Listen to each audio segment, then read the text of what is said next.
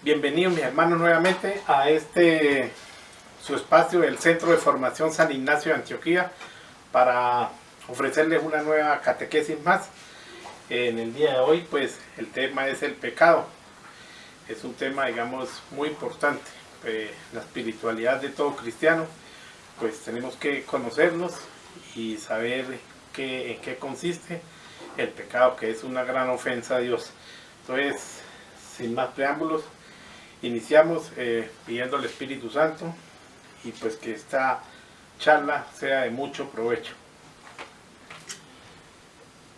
Está tomado del Catecismo de la Iglesia Católica en el numeral 1849 y se define así: el pecado es una falta contra la razón, contra la verdad y contra la conciencia recta. Recordemos en la charla pasada veíamos lo de la conciencia moral y cómo habían unos juicios que eran erróneos.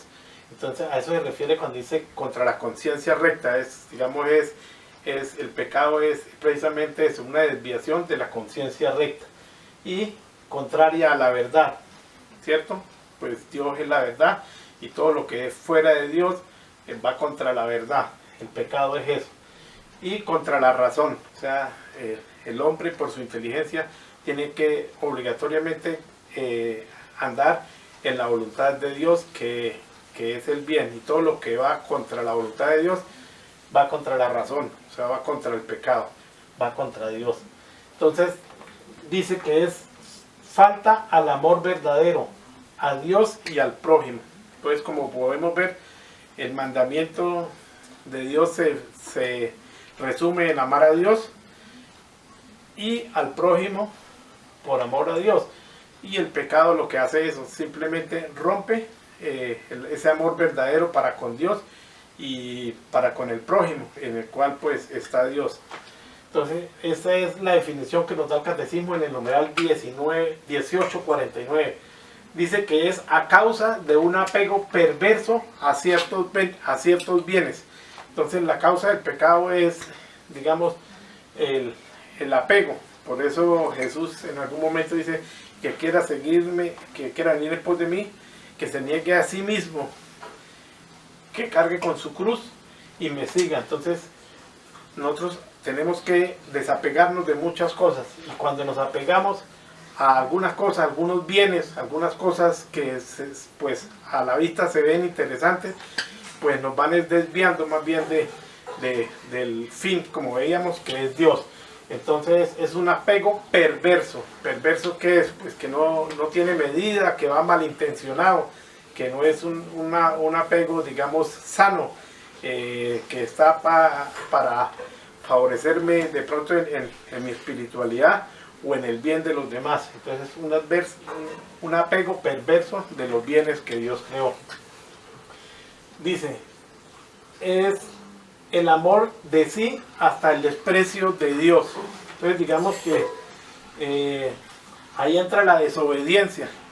Entonces nosotros desobedecemos a lo que Dios en cierta forma para lo que nos ha creado. Así como Adán y Eva de pronto también desobedecieron a Dios y quisieron ser como dioses, pues por ahí es donde entra el pecado, cuando nosotros queremos pues hacer de cuenta que Dios no está, o que podemos suplir las funciones de Dios. Entonces nosotros como que queremos colocarnos en la posición de Dios. Digamos que esta es una postura también atea. Ateo no es el que niega a Dios, sino que se coloca en la posición de Dios. O sea, quiere hacer ver que Dios no existe para él colocarse en la posición de Dios y pues querer ser como Dios y hacer lo que le da la gana. Entonces eso es un acto de total desobediencia. Por eso es que por la obediencia de Jesús precisamente al Padre es que nosotros somos rescatados de esa desobediencia. ¿Qué hace el pecado? ¿Cuál es la consecuencia? Hiere la naturaleza del hombre y atenta a la solidaridad humana. Entonces es contra nosotros mismos. El pecado, sí, claro, a Dios lo ofendemos de gran manera, pero también recae sobre nosotros mismos.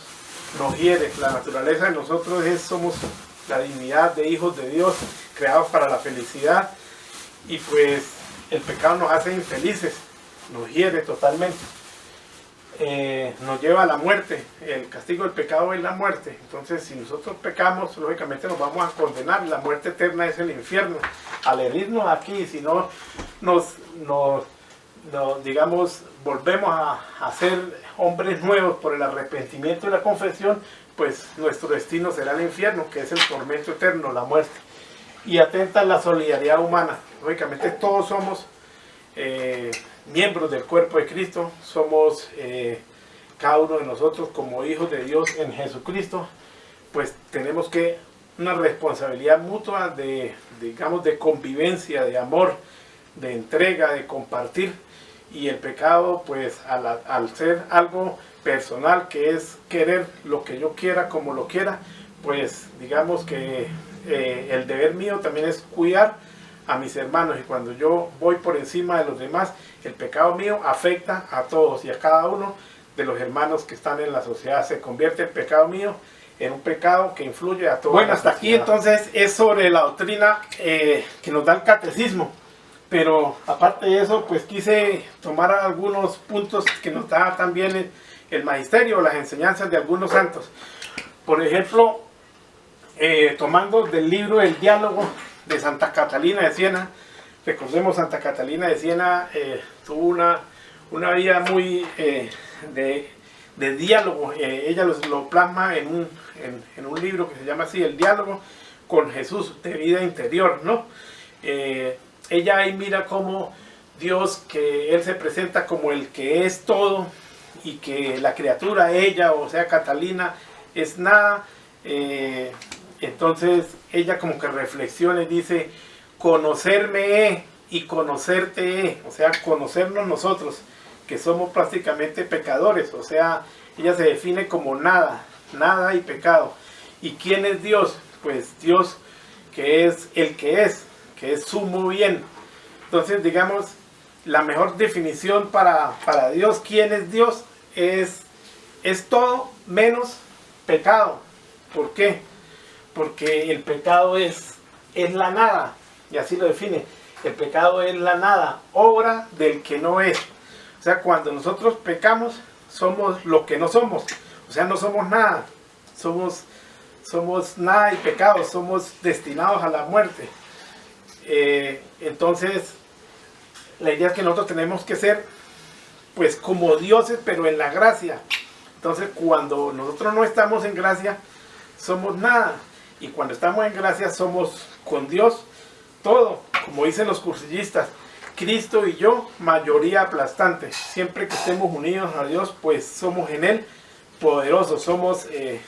Tenemos el poder de obrar en el amor. Entonces, esto es lo que reflexiona Santa Catalina de Siena, una gran santa. Pues ahorita estos días que pasó del Día de la Mujer, la dignidad de la mujer, para mí Santa Catalina, pues una gran mujer de la iglesia, doctora.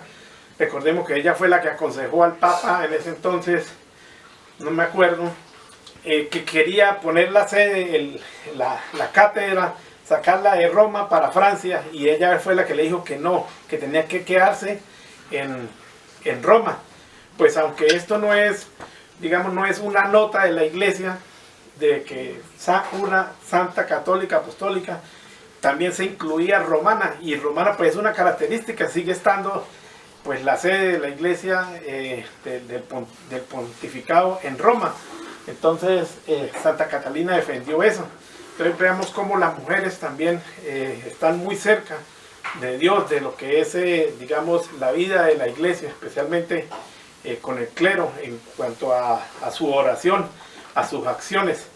Vemos como también en la pasión de Cristo están las santas mujeres ahí pendientes pues del acontecer. Entonces, que nosotros los hombres ojalá no nos dejemos ganar de las mujeres, que son más piadosas, como podemos ver todo lo que están haciendo, y nosotros pues no nos podemos quedar. Bueno, dejando aquí a Santa Catalina, veamos cómo ella misma dice en su obra: la ausencia del sentido del pecado responde a la ausencia del sentido de Dios.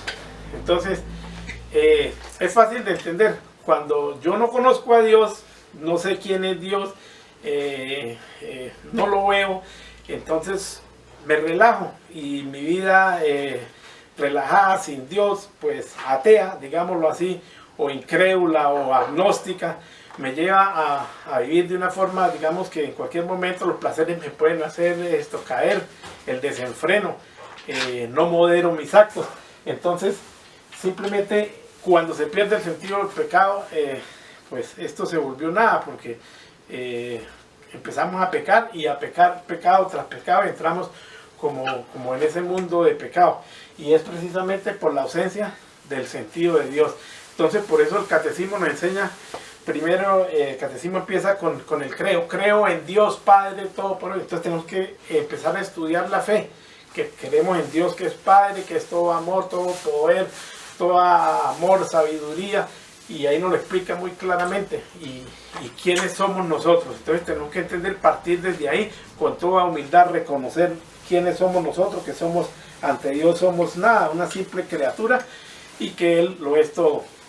Entonces, precisamente, el cardenal Zara escribe una obra que se llama Dios o Nada, y en esa obra pues cita, digamos, en cierta forma aquí a Santa Catalina y a Papa Pío XII. Pío XII también dijo que el pecado de este siglo era la pérdida del sentido del pecado, precisamente. Entonces, cuando se pierde el sentido del pecado, se pierde todo. Y entonces también cita Cardenal Zara a Juan Pablo II. Juan Pablo II dice que entonces debemos restablecer el sentido justo del pecado, que esta es la primera manera de afrontar la grave crisis espiritual que vive el mundo. Entonces, ¿cuál es la tarea? Restablecer el sentido justo del pecado. Si nosotros no tenemos en cuenta eso, que somos pecadores, el daño que hacemos con el pecado a Dios y al prójimo y a nosotros mismos, pues nunca lograremos salir de esta crisis. Ahorita que estamos viviendo, digamos, este tiempo de pandemia, pues deberíamos reflexionar más sobre esta crisis, que no solo es económica, que no solo es una crisis, digamos, institucional, cultural, sino que también es una crisis moral, es una crisis espiritual, y es causa de nosotros mismos, en cierta forma, por, digamos, por nuestra forma de actuar, que no está de acuerdo a Dios, ¿no? Entonces, esta es la tarea de todos nosotros, restablecer el sentido del pecado. Podemos decir también que el pecado fue la causa de la muerte de Jesús, y que también la renueva. Entonces son dos cosas diferentes. Fue la causa de la muerte de Jesús, sí, porque Él precisamente, pues, Él mismo lo dice cuando instituye la Eucaristía. Dice que esta es la sangre de la nueva alianza, que será derramada por ustedes y por muchos para el perdón de los pecados, ¿cierto? Entonces, como podemos ver, la causa de la muerte de Jesús fuimos nosotros mismos, el pecado. El pecado en nosotros fue el que hizo venir a Jesús a encarnarse en este mundo y luego a ser crucificado y muerto por nosotros. Y la renueva. Entonces aquí es lo que estamos mirando, que pues el Cristo es un Cristo que en su cuerpo místico sigue vivo en la iglesia, y nosotros renovamos esa muerte. O sea, Cristo sigue sufriendo, sufrió en su cabeza, en su cuerpo natural hace 2000 años, pero hoy en día sigue muriendo. Nosotros lo seguimos haciendo sufrir, clavando. Cada vez que cometemos un pecado, pues hacemos sufrir a Dios de alguna manera. Y como decía San Pablo decía, era que sufrimos en nuestro cuerpo lo que faltó a la pasión de Cristo en sus miembros, que es la iglesia. O sea, así como nosotros sufrimos unidos a Cristo, también nosotros hacemos sufrir a Cristo en sus miembros, que somos nosotros como iglesia. O sea que es el gran misterio del cuerpo místico. Eso hay que tenerlo siempre en cuenta. Entonces, podemos decir que todos los miembros del cuerpo místico, heridos y llagados, o sea, todos nosotros, Cristo murió por todos nosotros. Todos los del verdadero y natural estuviesen heridos y atormentados. O sea, como la cuestión es, Cristo es universal, por eso se llama Iglesia Católica, porque es católica para todos, y todos estuvimos heridos y llagados como hijos de Adán, todos caímos en pecado, somos pecadores. Él tuvo que sufrir en todos sus miembros, todos fueron heridos y atormentados. Entonces, cualquiera que medite la pasión de Cristo o vea una imagen de un crucifijo, ve como sus manos, su cabeza, su tronco, sus extremidades aquí, los pies, las rodillas, el costado, la espalda, todos los miembros de Cristo fueron atormentados, porque todos nosotros, como miembros de Cristo, habíamos de alguna forma, pues, estábamos heridos y llagados por el pecado. Entonces es la importancia porque Cristo sufrió en todo, porque han podido hacerle un tormento, digamos que fuese sufrido nomás en su cabeza, lo golpean y lo matan, pero solamente sufre su cabeza. Pero vemos como en la crucifixión Él es todos los miembros los que sufren. También podemos ver cómo con todas nuestras cosas y miembros y sentidos le ofendemos. Pues el pecado es una ofensa a Dios, y nosotros generalmente cuando ofendemos a Dios, lo ofendemos con todo nuestro ser, con todos nuestros miembros, con todos nuestros sentidos, con todas nuestras cosas.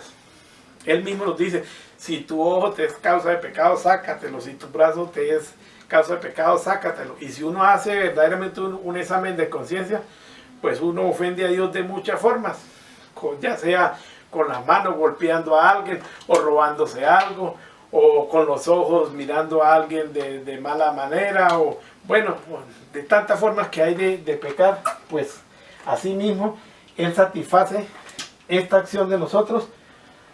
En todas sus cosas padeció tormentos. O sea, como nosotros con todo lo ofendimos, Él con todo ese dolor, ese tormento que padeció en todas las cosas. Él, digamos, por ejemplo, aquí en el libro, este texto es de unas meditaciones del Fray Luis de Granada, de la vida de Cristo.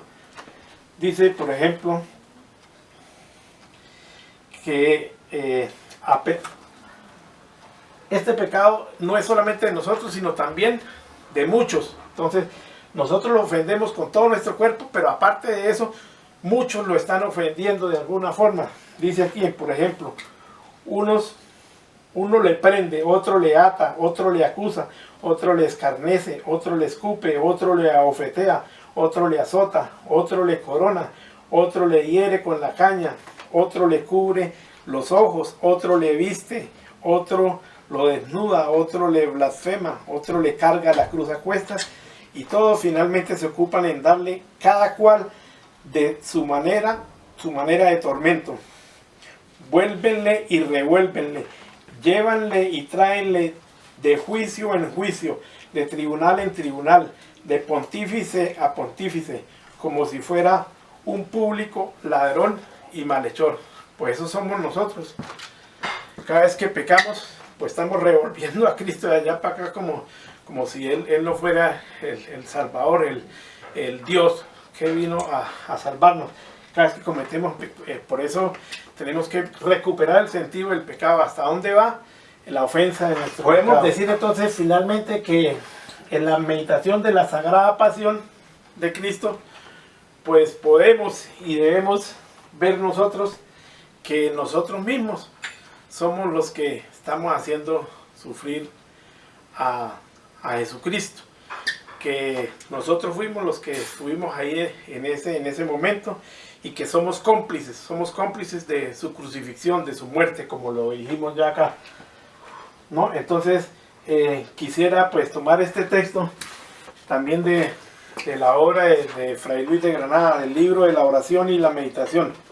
Dice: pues conforme a esta doctrina, cuando fueres meditando esta sagrada pasión y vieres cómo prenden los enemigos al Salvador, y cómo le acusan y le ofetean, escupen y azotan, etc., piensa primero que en hecho de verdad tú estás en compañía de estos. Bueno, vamos a tomarlo en primera persona, como yo.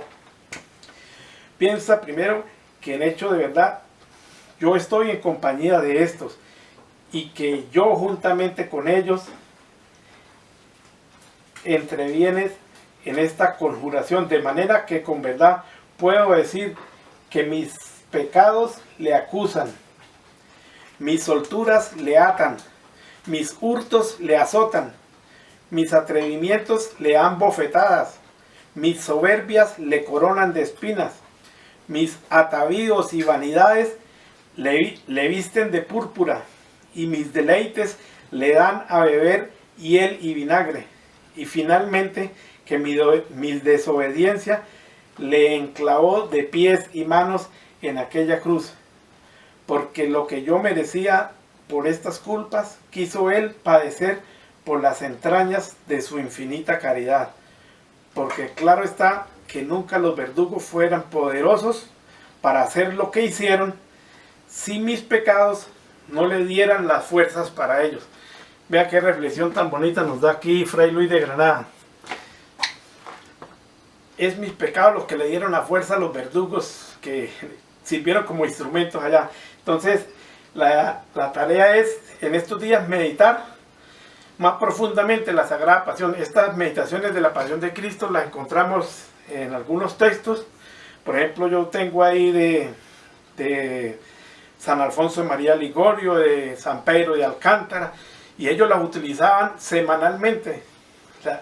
Día a día iban mirando cada uno de esos pasos de la Pasión. Nosotros tenemos hoy en día la devoción del Via Crucis, y también cuando podamos, pues tomemos unas meditaciones y las llevamos, las meditamos en el corazón para que nos den la gracia de unirnos a Jesucristo, pues juntamente con Él, pues ayudar en la obra de redención. Entonces, es importante ver eso, que somos cómplices. Y pues aquí coloqué el Padre Nuestro, viene esta petición al Padre, que perdone nuestras ofensas. Entonces, cada vez que recemos el Padre Nuestro, digámoslo con mucha fe, con mucho dolor, arrepentimiento, contrición, propósito, enmienda, estas palabras: perdona nuestras ofensas. Claro está, mientras que hayamos nosotros también perdonado lo que hemos hecho contra nuestros hermanos. Y de esta forma, pues, quedarnos en ambiente de oración, que pasen una Semana Santa muy piadosa, que dé mucho fruto, y que en esta gloriosa resurrección de Pascua que se aproxima, pues que también nosotros resucitemos en la gracia para que seamos santos y alcancemos la gloria de Dios. Gloria al Padre, al Hijo y al Espíritu Santo, como era en el principio, ahora y siempre, por los siglos de los siglos. Amén. Paz y bien.